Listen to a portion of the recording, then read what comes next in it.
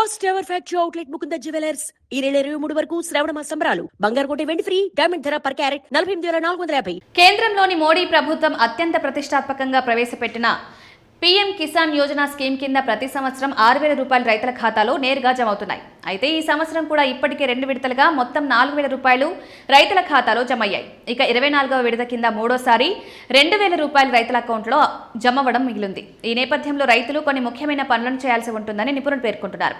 ఎందుకంటే గతంలో పీఎం కిసాన్ యోజన డబ్బులు విడుదల చేసినప్పుడు కొంతమంది రైతుల ఖాతాల్లో డబ్బులు జమ అవ్వలేదు. దీనికి ప్రధాన కారణం ఈకేవైసీ చేయించకపోవడమే అని నిపుణులు పేర్కొంటున్నారు.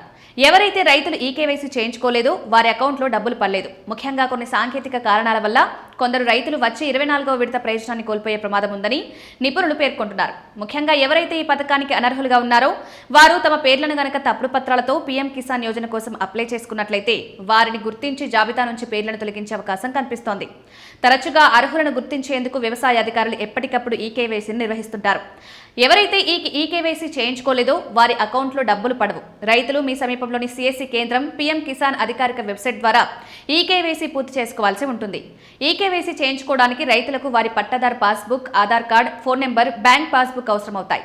ల్యాండ్ వెరిఫికేషన్ పూర్తి చేయని రైతులు కూడా విడత ప్రయోజనాన్ని కోల్పోవచ్చు. రైతుల వివరాలు భూమి రికార్డులతో సరిపోలకపోతే చెల్లింపును నిలిపివేయబడే అవకాశం ఉంటుందని నిపుణులు పేర్కొంటున్నారు. దీంతో పాటు ఆధార్ కార్డుతో బ్యాంకు ఖాతా లింకింగ్ తప్పనిసరి అనే సంగతి గుర్తుంచుకోవాలి.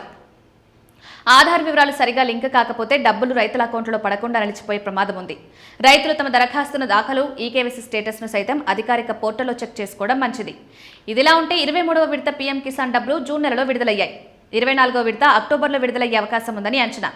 అయితే 24వ విడతల తేదీపై కేంద్ర ప్రభుత్వం ఇంకా అధికారిక ప్రకటన చేయలేదు. రైతులు ఎప్పటికప్పుడు తమ డాక్యుమెంట్లను భద్రపరుచుకుని ఈకేవైసీ కోసం సిద్ధంగా ఉండాలి.